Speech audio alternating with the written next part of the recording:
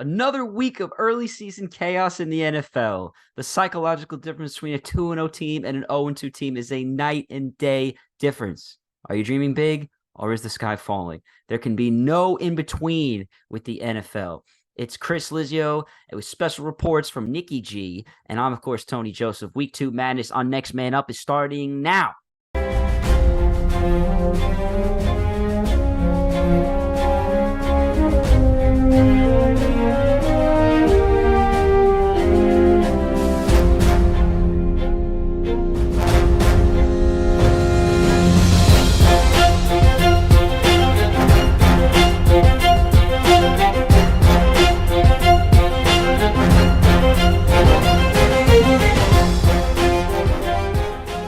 Jim and Steen are back on Down the Rabbit Hole Media with another season of the DFM podcast, where they discuss the highs and the lows of a blended family in modern suburbia. Be sure to check out new episodes on Fridays on dtrabbithole.com. Now, Jim and Steen may have been on a brief hiatus, but it was a much shorter hiatus than the New York Giants offense for the first game and a half of the 2023 season. With me is my good brethren, Chris Lizio. Obviously, the Giants were able to hang on this week. Yeah, Giants hung on, even though, well, I wouldn't say they hung on. They fought Furiously back. Came back. Let me tell you something. I was making some jokes to you during that game saying, hey, imagine being down 20 to who's supposed to be the worst team in the league. And then, they did mount the comeback in the second half. So this is exactly why I don't read or text during the game. I wait till the end of the game. Yeah, always. Usually I do, but I was like, all right, this is getting out of hand. I honestly didn't think they had it in them, but it was, it was good to see Daniel Jones play, worth the contract that they gave him. He led that team back, and then, hopefully Barkley's not out too long for you guys, but it was good to see them come back and fight back in that situation, because if they lost that game, you might as well just cancel the whole season and that's exactly why I phrased it the way I did. They hung on, not to say that they were ahead and were holding on to a lead. They held on to avoiding embarrassment. They were obviously, it's a little bit overstated. We know the Cardinals are supposed to be bad. First time head coach, first time, engineer quarterback who apparently had showed some toughness there in Dobbs in the first half, but they're not trying to win. Some people are even calling this tanking. They're in a very tough situation with Murray's injury and the firing of Kingsbury, but you don't know where they're going to finish. They could finish with 5 or 6 wins, and they might still be a tough beat now and then. You really don't know. This early in the season, every team has a little bit of life. Wins are very hard to get in September. So obviously they avoided embarrassment and they avoided catastrophe, because no points for 6 straight quarters. That hasn't happened since before World War II, that the Giants have started a season that pitifully. Now, what happened? Why did we go from no points, no offense, to all of a sudden one of the most explosive, exciting, fast-paced offenses we've seen? Well, I think it starts with the fact that Daboll probably took over play calling from Kafka. He's denying it. You go into the post-game press conference, he's saying, oh, no, Kafka's OC, blah, blah, blah. He's obviously going to protect his guys. But in the entire Dallas game and in the entire first half of the Cardinals game, Brian Daboll did not have a play sheet in front of him. And in the second half of the Cardinals game, you saw him, holding the play sheet over his mouth. So at the very least, he's more involved. How much do you think Daboll's involvement made the difference in the Giants offense? I mean, something happened at halftime, whether it was Daboll saying to him, I'm going to have a sheet and kind of almost like check your work sort of thing, not be the main play caller or take responsibility away from him, but have more of like a checks and balances, because clearly what Kafka was doing wasn't working for 6 quarters. So something that Daboll did to take control of the situation is what it was. I think that's really what the difference was, and that also shows why he is the right guy. Plays. I think the adjustment that he made at halftime, whether it was taking the play calling responsibilities, just kind of giving input, doing something different, because obviously, as you said, he didn't have a play sheet in the first half. He had it in the second half. Suddenly they start scoring in the second half. So to what extent, we're never going to know unless they get rid of Kafka in the middle of the season and they're like, oh, well, it's because I took over and we had no need for him anymore. But, I think if anything, it was at least a checks and balances of like, no, I don't think that's the best move. We should do this instead. And they had kind of had like a back and forth. That is, I think, the least of what they did. I mean, they came back down 20-0 as well as 28-7, and then they ended up finishing the game 31-28 with a victory. Gano made the field goal with 19 seconds left. Thankfully, no one blocked that one. Listen, it's been a very weird, strange start to the Giants season. Obviously, you got a short week coming up against San Francisco, and that's not exactly a win, not exactly a game we go into thinking we're definitely going to win.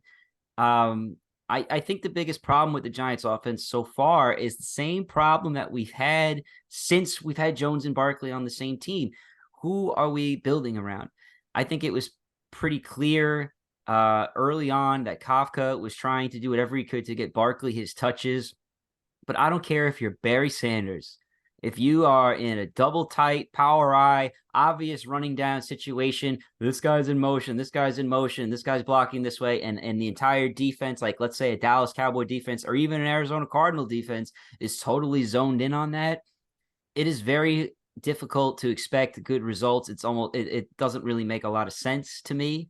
I think it's more about like, hey, we don't want to hear it after the game because there have been times where the Giants lose and Saquon did not get enough touches, and then you hear that, and that's part of New York. So maybe it's overcompensation there.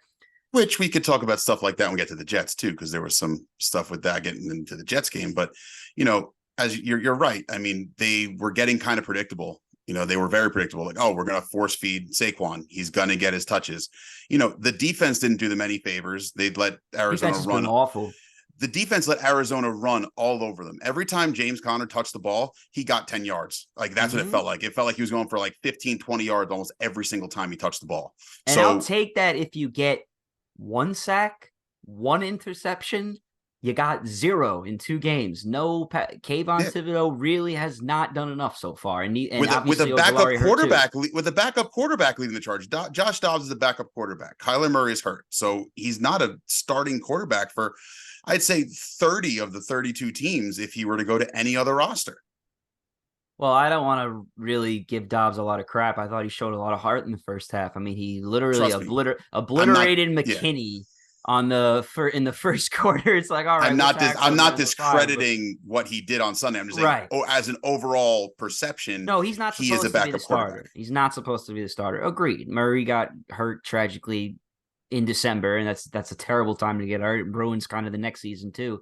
So I get it, but the whole Saquon versus Jones thing, I think in today's world, you want your best athletes getting the ball. And for so long, it was Jones and Barkley. Now you have Waller in the mix as well. And a lot of teams that we've seen, especially the Kansas City Chiefs, hurry up, tight end focused. He's in the slot. He's at a split end. He's in the 3-point stance. You have the flexibility, sort of like almost like the Dallas Cowboys do with Parsons. He lines up somewhere different every single time and can be effective in a lot of different formations. You can do the same thing with a truly athletic tight end. And we started to see it in the second half when it was like 5 straight catches in a row. Darren Waller, mic drop. I love how he has the same celebration every time. I love that. I love guys who are consistent with what they do. He catches it, he holds the ball, and he does like the mic drop. Jones, the shackles were released. You're playing ball. You're up tempo, RPO. Jones is making the decisions on the field. And I think that's what Daboll knows Jones does well, and that's what they allowed him to do. Obviously, when you got some injuries on the offensive line, Glowinski was benched and then sort of forced to come back into the game. And I think that ended up really helping them because Glowinski played great once he was in a situation where he had to be playing for them. So weird, wacky win in Arizona. Kind of just almost like, how did we pull that off? How did we avoid being 0-2?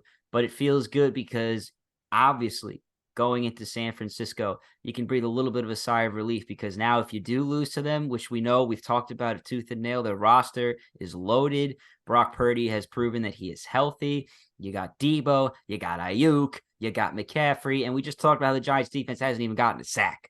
So they're going to have to either wake up or maybe they'll get some good fortune on the short week. Maybe San Fran will play a little sloppier than usual. With the short week, you got to kind of hope for that. But as a Giants fan, I don't even really know if I expect to win this game, but I'm just hopeful that we can keep the offensive play calling the way it's been going. Yeah, I mean, if there's any team you don't want to face on a short week, it's San Francisco. I mean, we talked about it last week. We could talk about it again now. They are arguably the best team in the NFL right now. I don't think that anyone will really try to contest that. Some people might try to say the Cowboys, but I think the San Francisco 49ers are the most well-rounded team. They have a very strong defense. They have all those weapons you just listed on offense, and they're not slowing down. I mean, they got into a little bit of a scare, I'd say, this week. Brock Purdy didn't have his best game, but overall, they're able to bail themselves out. Shanahan is one of the best coaches, if not the best coach currently in the league. You know, some coaches, you know, you could say that the Andy Reids, the Belichicks, you know, but they're tried and true and proven. But someone like Shanahan is I guess you can call him a riser in that sort of regard. But he's been just because proven he's to not be old doesn't such a mean strong he's not the coach. best of the best. I mean, like, True. you're looking at it as age. I mean, I'm giving the old heads their flowers because they deserve it. He's I'm just top saying 5 in that the league right now. Shanahan Period. top Period. 3 probably. 3. Okay, 3. Yeah, I'd give him I'll top say 3 up there.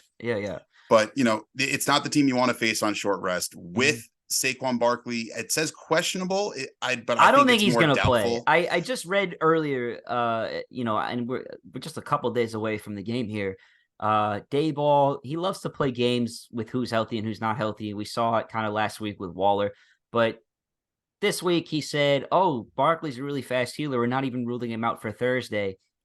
I would almost bet the farm that Andrew Thomas is back this week and Barkley is out, and that's what I would expect.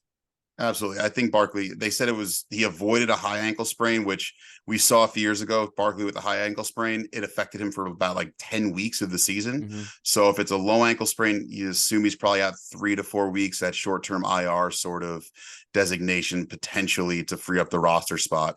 But, you know, you got to lean on Breida. You got to hope that he can get it done. And, you know, as the lead back there. I mean, you got to take some pressure off of Jones. Jones obviously can make plays with his feet when he has to. He did on Sunday.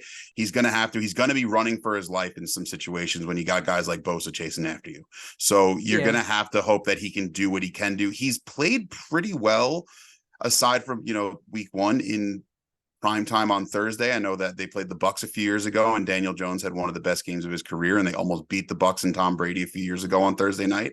So we have seen him perform well on a big stage. So hopefully, for his sake, the Giants. His own 2 feet on Thursday. I was trying to skip over that. But I thought you were going to go there, so I figured we just. I was being nice because I don't need to take that was years ago, and it was in Philadelphia. But yes, but overall, you know, he has played well on the stage. You got to hope that he can bring that sort of play to the game for your sake, for the Giants' sake, for his sake, for, you know, a lot of people, they have to hope that he can do that. But, you know, speaking of those injuries and Saquon Barkley, just kind of circling back to our old conversations about his contract, you know, he's proven he's not stable to have, again, he's hurt yet again.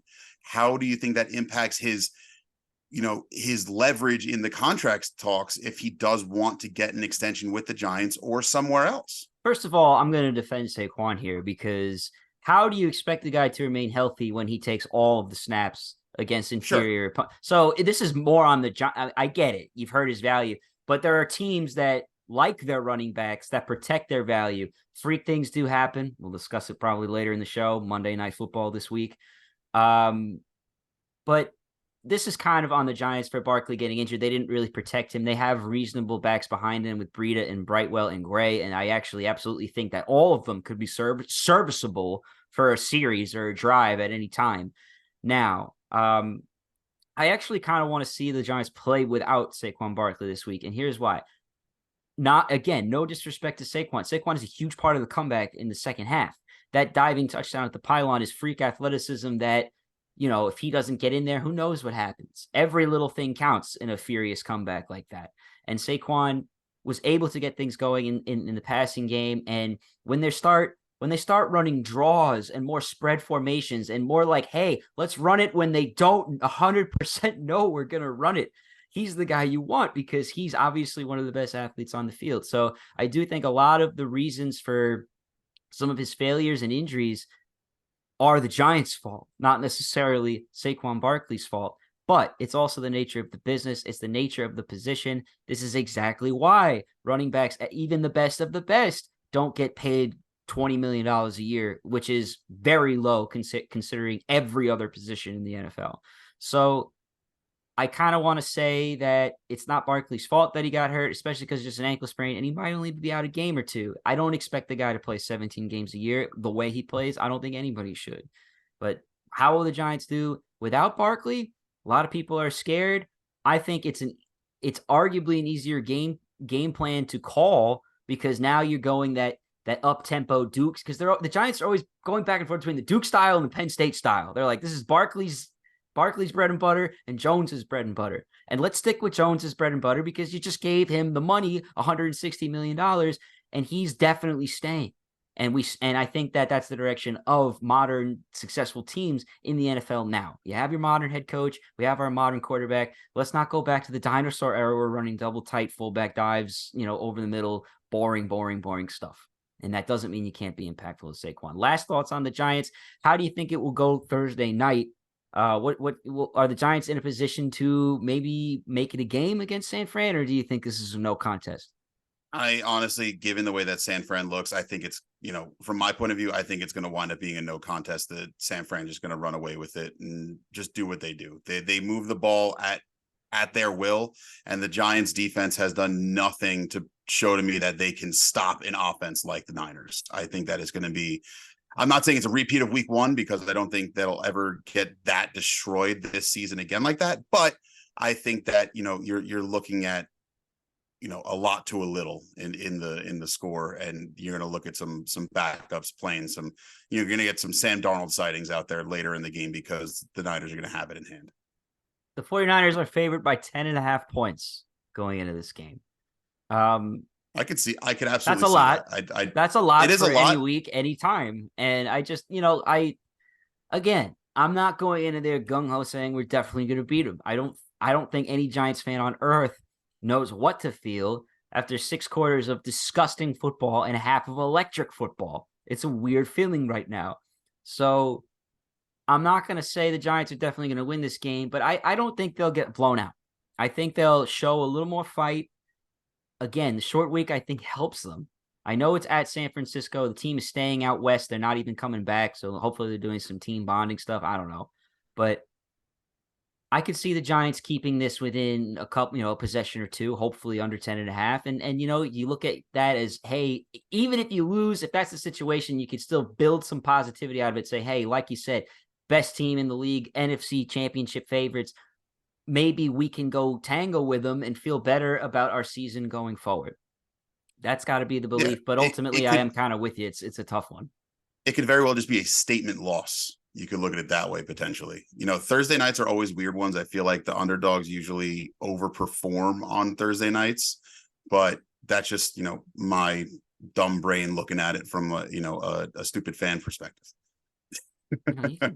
Dumb and stupid. Those are harsh terms. You're neither of those things. I just think that last thing, 2 things I want to say on the Giants to wrap it up. I mean, football, whenever you say something's obsolete, it surprises you. Cardinals are definitely the worst team in the NFL. They're up 20-0. Like crazy things happen. 49ers are definitely the most dominant team in the NFL. Anybody with any sort of instinct is going to go say, hey, the Giants are going to get whooped 42-14. We'll see. We'll see how it all plays out. Lastly, Jones obviously didn't do much till the second half, but in that half, he had over 250 passing yards, 2 passing touchdowns, over 50 rushing yards, and a rushing touchdown. That hasn't happened since Mike Vick in 2010 against the Washington, formerly, the Washington football team on Monday Night Football. This was the Albert Hainsworth "I've fallen and I can't get up" game where the Eagles absolutely obliterated them. And on the first play, Vic threw a bomb to Deshaun Jackson. Pretty good company, especially considering he did it in a half.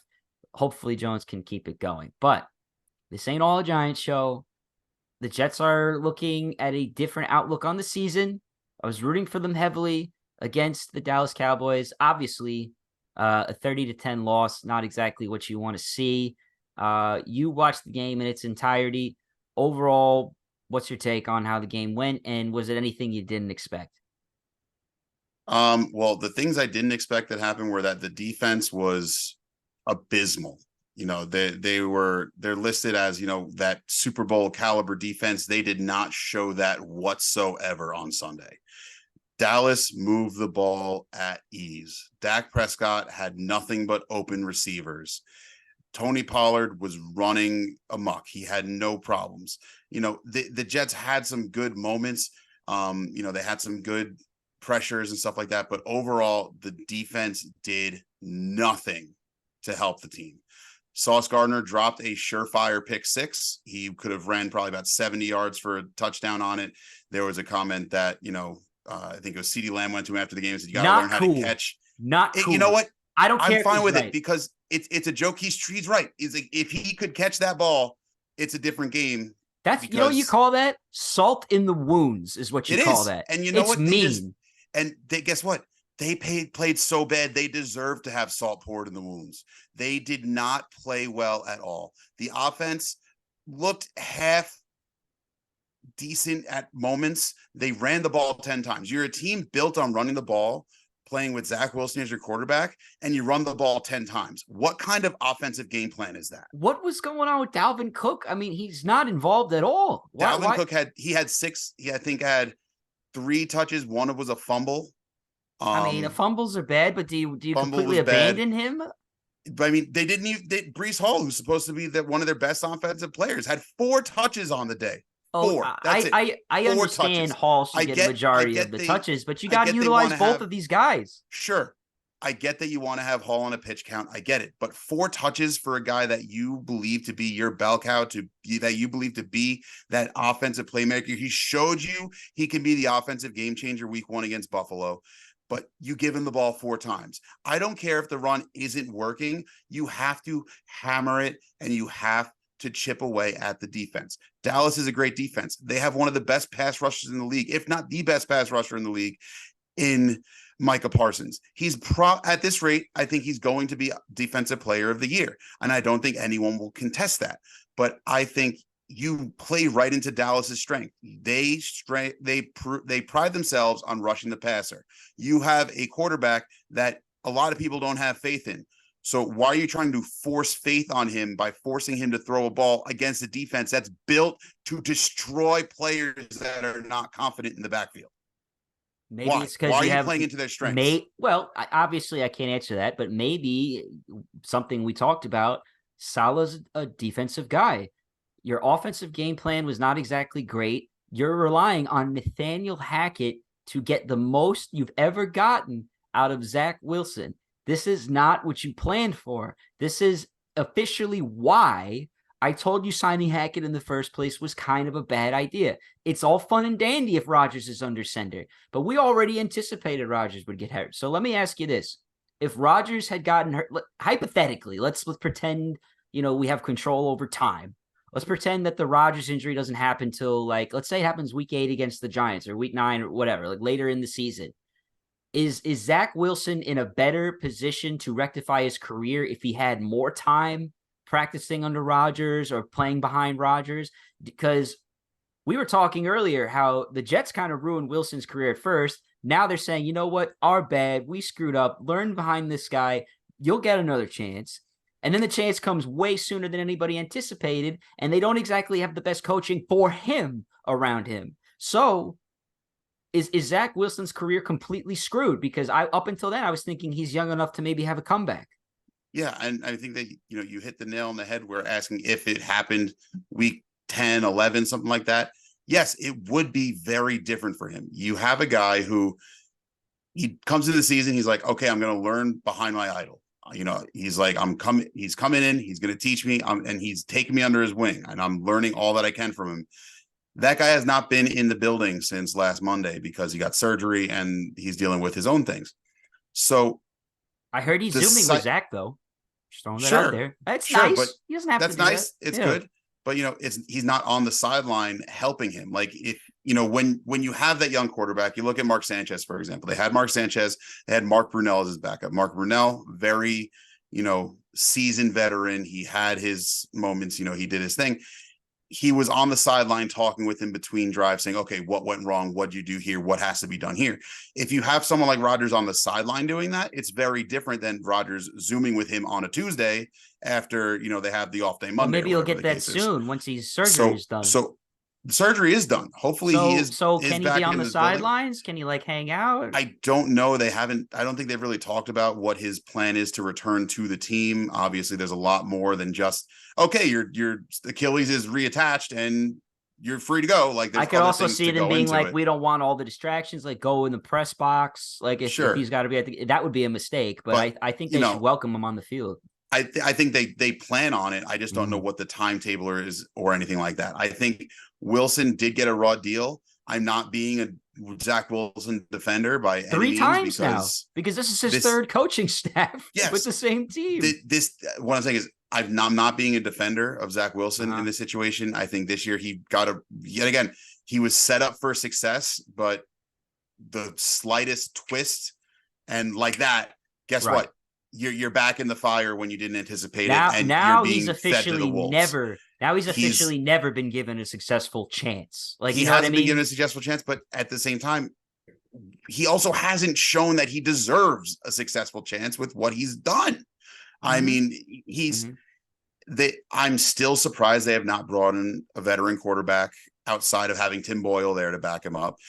There's guys that are out there, whether it be, a trade for a Jacoby Brissett, or that's sitting back up, or you trade, bring Flacco back. He has some sort of a history with the team and with Wilson. You might be able to even trade for like an Andy Dalton or someone that's a step up from Tim Boyle that can probably win you a game or so. If I'm a Jets fan, I want Foles because he's been to the promised land. Like, get me somebody that's been to the promised land. You could go get a Foles. You can go get, a Colt McCoy, like someone who's been there, who's, knows the role, knows what to do, sort of thing. But they still haven't done that. And it doesn't look like they're in any rush to it. The day after Rodgers went down, it sounded like, okay, they're calling everyone and they're going to have about 7 guys lined up to be signed.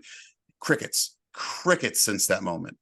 But so what are they doing? Why are they not seeking the help? They keep saying, we have faith in Zach. We have faith in Zach.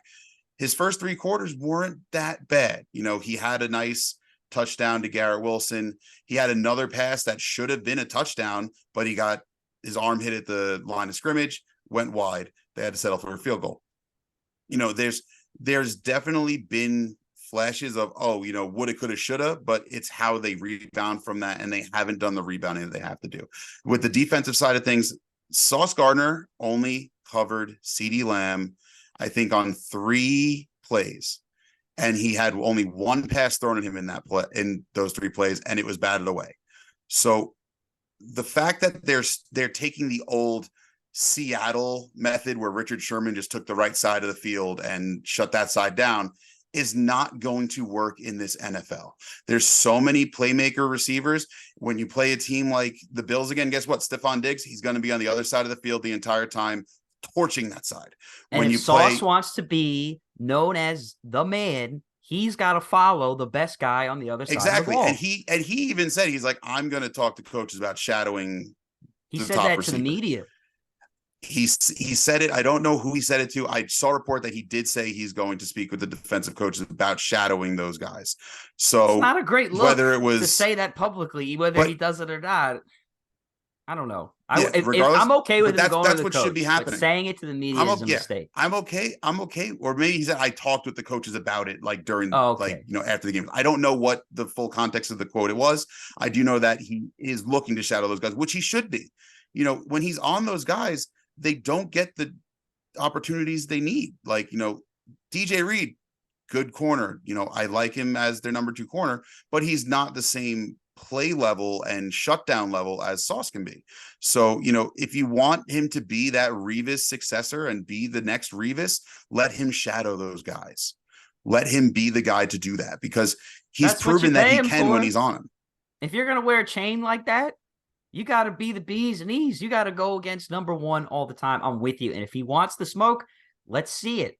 And it seems like he wants to, but my biggest thing that drives me nuts with the young stars in the NFL, we've talked about it before with Lamar and stuff like that. The Twitter, they need to stop with all the tweets that they have, like all these disgruntled tweets, Brees Hall tweeting just 4 footballs, like representing the 4 catches, like touches that he had. Sauce deleting his Twitter. Like, stop taking all your emotions out on social media. Just go out there and do what you're supposed to do. You're a professional athlete. You're making millions of dollars. Go do what you're supposed to be doing and stop whining on Twitter. I think it's also important that they don't read the stuff. I mean, like during the hard times, you get some really nasty, mean things. People kind of forget that they're just regular dudes and they're going through emotions like everybody else. They think about their fantasy team. They think about all that stuff. So I'm with you on the social media stuff. You either got to be a grown ass man and be able to handle it and keep things positive and always be a team guy, which some guys are capable of doing.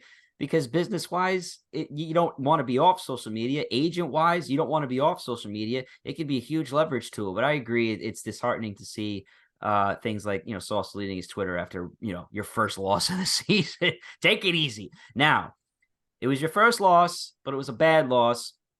But how good are the Dallas Cowboys? Now, I heard this. This has been going around. A lot of young folks are kind of saying the Cowboys are now the '85 Bears. Now, I was born in '92. I wish John was here to make a comment about that.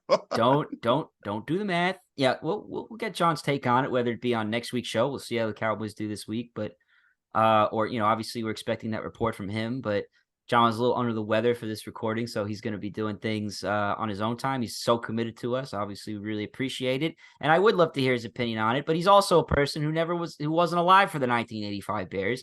So all we really know is that they're the 42 defense was unstoppable, and they gave up the opponent scored 12.4 points per game in 1985. So can the Cowboys beat that? So far, they got 0 and they got 10. So they're averaging 5 points a game. Obviously, things will fluctuate. It's been 2 games compared to 16, and the Cowboys will have to play an extra game, so that's part of it. A lot of people are saying that's ridiculous. It's insulting to the Bears. It's a completely different game. Yeah, all true. But in today's NFL, that defense very well could be the scariest defense we've seen in a very long time. And it pains me to say that. Now, a couple of around the league thoughts before we kick it to some reports. We got Bears report from Johnny. We were before you last go thoughts around, on Jets. Last thoughts on Jets. New England this weekend. I was hoping this would be the year that they break the curse and beat them again in the regular season. 4-point underdogs. 4-point underdogs. Mm-hmm. Honestly, after the way they played last week, it should be 7 at least. And an 0-2 Patriot team, I think, is scarier than a 1-1 Patriot team at this time. I agree. Belichick 0-2. Last time he was 0-2, I believe they won the Super Bowl. So 0-2 I'm not saying means nothing. 0-3 I'm not means saying everything. I'm not saying they're going to do that again. I'm just saying that team does scare me because as long as Belichick's there, he always has the Jets number, and I'm not into. And if Rodgers was playing, completely different story. Obviously, that was Let's the not one. Play that game anymore. It's a different set of cards. You have Zach Wilson going against the Patriots, where against the team that he's had his career worst games against. So I'm not anticipating much different this weekend. So I don't really have high hopes. I'm exactly where I was a year ago, saying this team. I'm thinking like 14-10 in the fourth quarter. Like I'm thinking not a lot of points in this one. This team is just the bane of my existence yet again, and they can't get out of their own way. Don't do that. You can still get better than you were last year with Wilson. And have you seen the Patriots play? This is not the Tom Brady era of Patriots. And with your defense, with Mac Jones, you should think this is a great opportunity because you don't have to worry about his legs nearly as much as any other player that you face. In theory, it should be a get right game for the defense. The offense, on the other hand, is going to. You're scared about the colors. The matchup on paper is good. They should be able to contain Mac Jones. There's not a ton of receiving talent on the New England Patriots. Your biggest problem is going to be executing field goals with this wild Joe Judge Canadian football strategy. Which is one of the best blocks I've ever seen in my life. Right, I say that because it looked like a Canadian football rush, but I can't wait to hear Nicky's take on all that in his report. And I want to hear his take on, facing the Jets. I'm sure he's not nearly that confident in playing the Jets. He might think, oh, we've had your number for all these years, and it's sort of like, Bears and Packers like we were talking about earlier. But let's be honest, the Jets-Patriots matchup on paper Should be a very good game. And I believe in Zach Wilson, and I think the Jets could possibly surprise people. But Patriots 0-2, that's the scary thing most of all. Now, around the league, we would be wrong to not mention or send some get well wishes to Nick Chubb. Last night, horrific injury on Monday Night Football. Dominant, literally every time he's touching the ball, 8 yards, 7 yards, 10 yards. I mean, just the definition of unstoppable. And then one guy goes low, one guy goes high, and that's it. You know, that looked like broken bones, destroyed knee, teared everything. That's terrible. Like, I don't know if his career ever be the same again. And they actually paid Nick Chubb. Obviously, there's insurance when guys get hurt, but unfortunately, we see time and time again running backs getting the short end of the stick. Does Cleveland call Kareem Hunt back and say, "Hey, we lost your other half. We could use you again"? Well, that guy Ford looked pretty damn good. I mean, obviously they could add some depth at the position, but Ford, if you play fantasy football and, you know, maybe he's on your waiver wire, that's the guy to pick up, because that guy would look like fast as the wind. And obviously Stefanski going to run the football and Brown's looking to block. I don't know what's going on with the Steelers offense. It seems like all they really have is George Pickens. Everything else is completely broken. Maybe Pickett's not the guy, but he is constantly on 3rd and 10 making impressive plays with Pickens showing a little bit of pluck. Najee Harris, useless. Like, not seeing the speed, not seeing him get the yards, not seeing anything positive there. I know it was an AFC North matchup, and it's very possible the Steelers offense can get better, but that was an ugly, ugly performance, and we're seeing a lot of it throughout the league. Any And the other Steelers week still one managed to win the game. well, defensive, that helps when you have 2 defensive touchdowns in the game. TJ Watt is electric. Any final around the league thoughts? Anything jump out at you in week 2? Nothing really jumps out at me too much. I mean, I think a lot of teams showed that they are who we thought they were, whether it be the Seahawks or the Rams are looking better. Healthy Stafford. Despite losing to San Francisco, the Rams are looking better. Puka Nacua is having one of the best starts to a rookie receiving campaign. Out of left field, we'll see what happens if Cooper Kupp comes back, if he can keep that up. But the Bengals are hurting. Joe Burrow re-aggravated that calf. So, I'm not saying the panic button's out for the Bengals yet, but if they go start the season 0-3 and Joe Burrow's not 100%, you might have to hit that panic button and see what's going to happen. Who said that on this show, that the Bengals might run out of time and they can't just go to the AFC Championship every damn year? This guy. I think, you'll wind up seeing guys like T. Higgins traded before the trade deadline because he's in the last year of his contract and they're not going to be able to afford to keep him and Chase and everyone. So, I think the Bengals are the team to look at as, okay, what's happening there?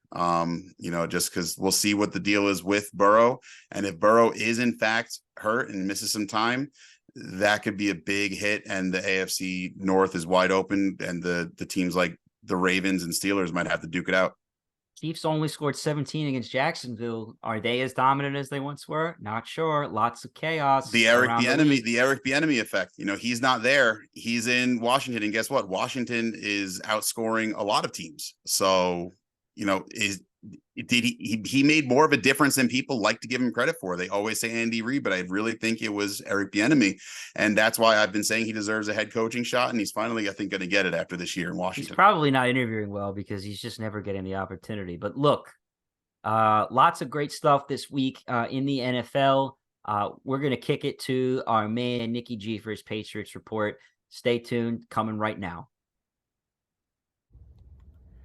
Thanks, guys. Hey, everybody. Nick here with the Week 2 Patriots recap for Next Man Up. If I had to describe the Patriots' play for this week, it would be sloppy on both sides of the ball. It didn't look good. The offense didn't look together. The defense was getting worn out. Tua and the Dolphins' offense were picking them apart with the little dink and dunk passes that they had going, and that team looked solid on both sides of the ball for sure. Complete 180 from what the Patriots were last week in week 1. And I'd say solid, more so solid for the defensive side of the ball than the offense. But this week, the offense couldn't get anything going really until mid-third quarter, which was a concern there. Also, the offensive line, you could tell with missing some of those key guys on the line, especially Trent Brown at left tackle, they suffered. And the health of the offensive line is a big concern. I was almost thinking, they should just call up Dante Scarnecchia again and hire him back out of retirement, because the current offensive line coach hasn't gotten anything together for these guys.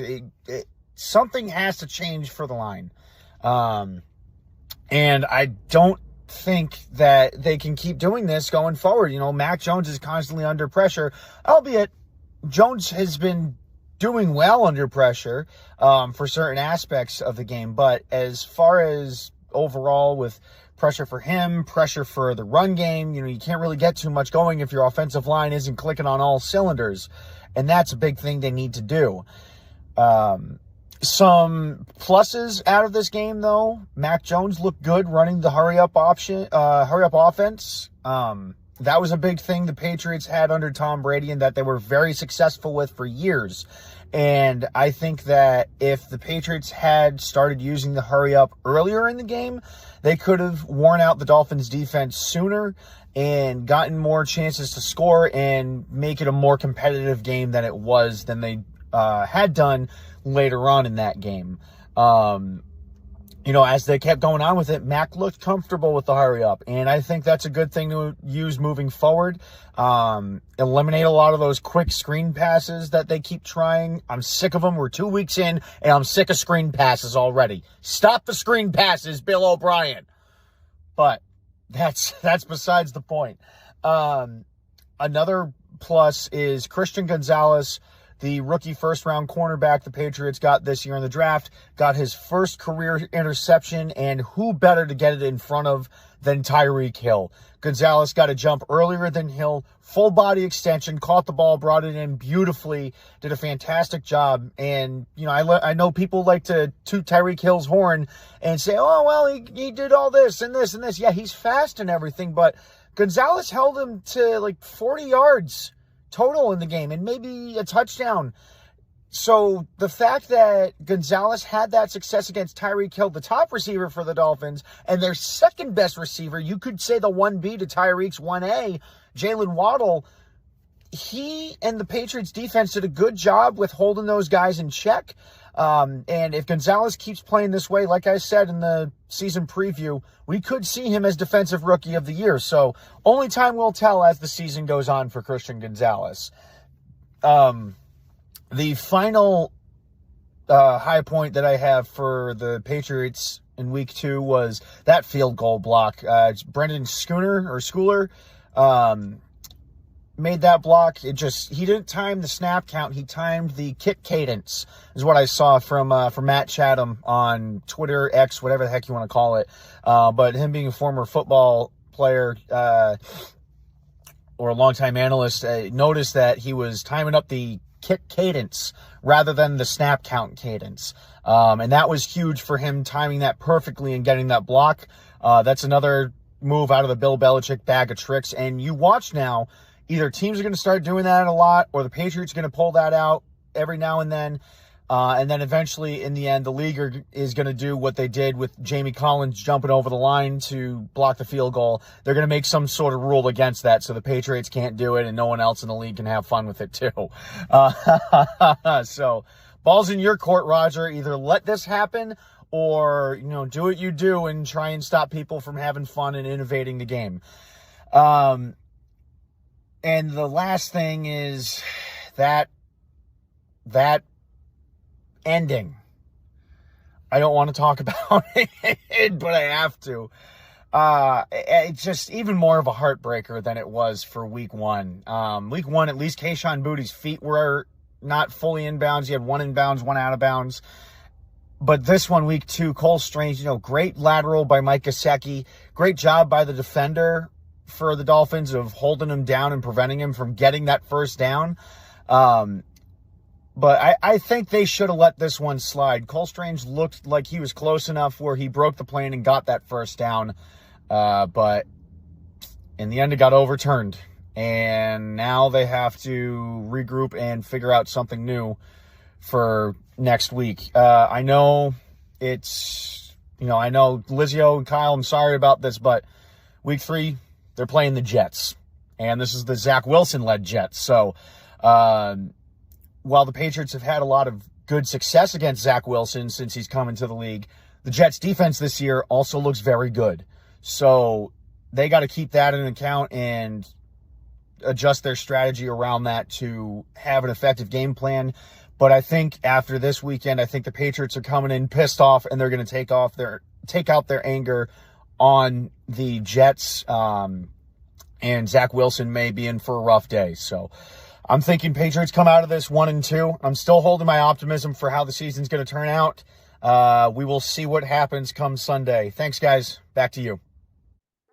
Another week of NFL madness is in the books. September football is always chaos, and next week might even be crazier. Will the 0-2 teams roll over and die? Will the 2-0 teams get arrogant and slip up?